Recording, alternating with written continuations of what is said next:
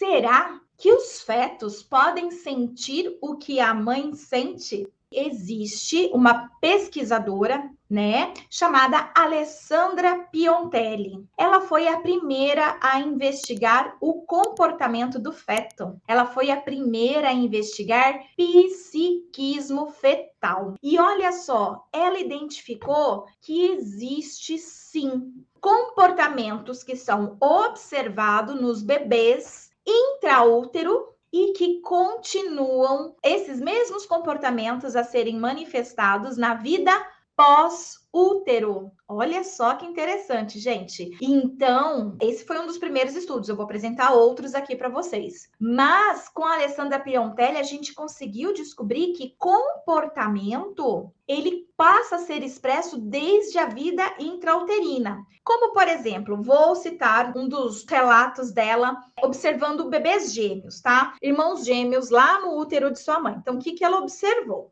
Ela observou que eles eram divididos, né, no útero, eles não eram univitelinos, né, eles não estavam juntos em uma placenta. Então, cada um estava ali no seu próprio bolsa líquido amniótico, tá? Então, um bebê, ele ficava assim, ó, de costas, e o irmãozinho de trás virava para ele também nessa mesma posição, mas passava a mãozinha nas costas dele, então ali pela bolsa. Então, eles faziam esse tipo de brincadeira durante vários momentos que ela observou no ultrassom. Então, ela fez esse registro. Durante o ultrassom, percebi esse tipo de comportamento. Um irmão fica de costa e o outro passa a mãozinha nas costinhas dele. Surpreendentemente, aos 3 anos de idade, né, ela continuou, participou do parto, participou do primeiro ano do bebê, do segundo ano do bebê. E aos 3 anos do bebê, ela observou, quando ela estava lá na casa desses bebês, agora já com 3 anos de idade, uma brincadeira. Aquele bebê que recebia o carinho do irmão, sabe o que ele fazia? Ele ia para de trás de uma cortina e o outro irmãozinho ficava passando a mãozinha nas costas dele. E aí ela percebe esse comportamento e pergunta para a mãe, né, se eles estavam fazendo aquela brincadeira naquela hora. E a mãe fala assim: não, essa é uma das brincadeiras preferidas deles. E é sempre o que passa a mão nas costinhas do outro é esse, o que recebe o carinho do irmão é aquele outro. Olha que interessante, né? Uma brincadeira que começou lá no útero e se manteve após o nascimento dessas crianças. Ela também observou alguns comportamentos de gêmeos, que um era mais agressivo, às vezes dava socos e pontapés no irmão lá dentro do útero. Então ela sempre anotava, né? Olha, né? Tem um aqui que é mais agressivo, bate bastante no irmãozinho. E quando ela voltava lá, após essas crianças, né, já terem mais idade, ela continuava observando aquele comportamento. Aquele que batia dentro do útero continuava batendo fora do útero. E aquele que apanhava dentro do útero continuava apanhando fora do útero. Um comportamento também que ela observou de uma bebezinha menina é que ela colocava tudo na boca, cordão umbilical, tudo na boca, dedo na boca, né? Tudo que ela tinha ali dentro do útero, né? Que ela podia lá, com a linguinha, com a boquinha. E aí ela começou a perceber essa bebê, depois, fora do útero, também colocando tudo na boca. Várias coisas na boca, era o passatempo preferido dela. Além de que algumas pessoas podem falar, é fase oral. Não, essa criança, inclusive, aos 3 anos, ela já tinha sinais de obesidade, de tanto que ela precisava se satisfazer oralmente, tá? Com comidas e objetos e tudo mais na boca. E olha só, mais pesquisas foram realizadas para entender se feto também desenvolvia aprendizagem e memória, tá?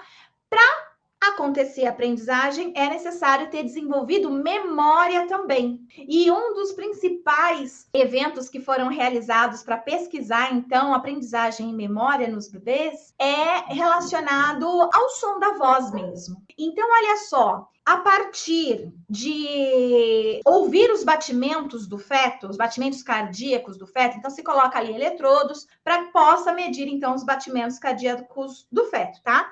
Então, descobriu, por exemplo, que quando você fica falando uma palavra, vamos supor assim, babi pro bebê, ó, você fala assim pra mãe, mãe, fala babi, né? Cada vez que essa mulher fica falando babi, faz então com que o feto tenha uma alteração na sua frequência cardíaca. Isso mostra, então, que ele está ouvindo. E aí, depois, a pergunta é, ele consegue distinguir sons diferentes ou não? Então, para isso, começa a observar se o feto entra em habituação. O que é habituação? Sabe quando o ventilador está ligado e você já não escuta mais ele, mas você volta a escutar o barulho do ventilador quando alguém fala? Isso é habituação. É quando você está exposto ali a um som, um ruído, sensação, alguma coisa, e você já nem percebe mais cheiros e tudo mais, tá? Então a mãe fica falando babi, babi, babi, babi, até que o feto entre em habituação, ou seja, o seu batimento cardíaco fique ali normalizado, não tenha mais nenhuma alteração. E aí, quando ele entra nessa habituação, se pede para a mãe parar de falar babi e começar a falar bibá. Ela muda o som. E quando ela muda o som, o feto novamente começa a se movimentar ali, a mostrar os batimentos cardíacos alterados, tá? Então, significa que o feto, ele consegue, sim, ouvir e distinguir os sons.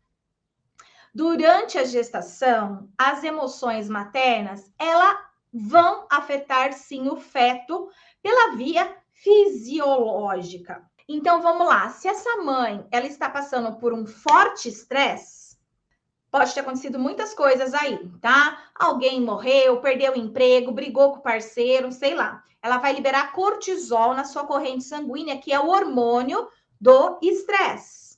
Esse hormônio, seja ele do estresse ou qualquer outro hormônio emocional que a mãe libera, não fica só no organismo dessa mulher, mas vai via cordão umbilical também para o bebê.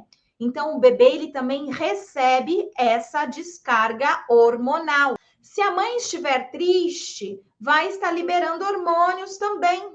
E esses hormônios que a mãe também vai estar liberando quando ela está triste, também vão chegar para o bebê e também vai despertar nele, então, sintomas de tristeza, sintomas de depressão. Quando existe essa comunicação mãe-feto pelas vias fisiológicas, podem trazer também algumas consequências para o bebê. Por exemplo, o cortisol em excesso enviado para o bebê é uma das causas de nascimento prematuro. Não sei se você tinha essa informação, mas uma das causas da prematuridade está ligada à carga de cortisol também que o bebê recebe durante a gestação, tá? Então, assim, mulher estressada libera cortisol de forma crônica, de forma intensa, pode afetar, então, sim, para que esse bebê nasça antes do tempo.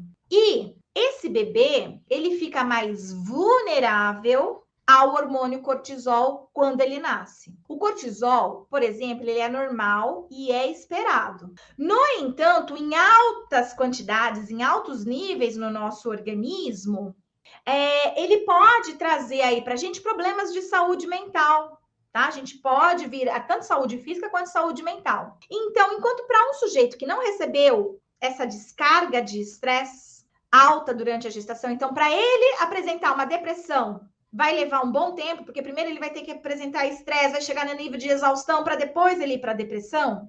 Um bebê que já recebeu muito cortisol durante o período de gestação, ele fica mais fácil. Um pouquinho de cortisol que ele receber na vida pós-uterina, depois de ter nascido, pode fazer com que ele venha apresentar problemas de saúde mental, percebe? Então, a gente precisa ficar de olho, porque alguma comunicação mãe-bebê pode afetar também o desenvolvimento do feto.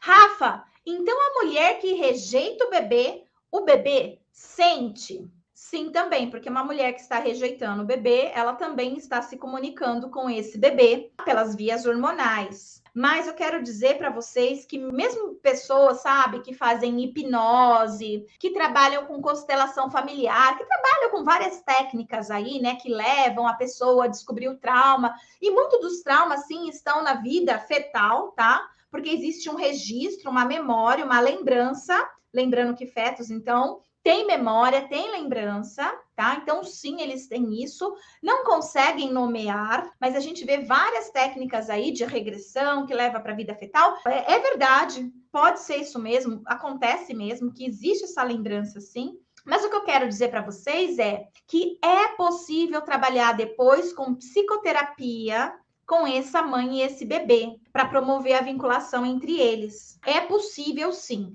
Então, pode ser que essa mãe, ela tá numa situação lá de tristeza, isso está passando para o bebê? Sim, está passando. Mas eu não posso ser aquele profissional que vai dizer para a mulher, não fica assim não que isso está passando para o bebê. Não posso, não devo. Eu tenho que ser aquele profissional que eu sei depois as técnicas para promover a vinculação mãe-bebê, para colocar em palavras para esse bebê aquilo que ele sentiu, né? E não tinha noção do que estava acontecendo com ele ali no período fetal.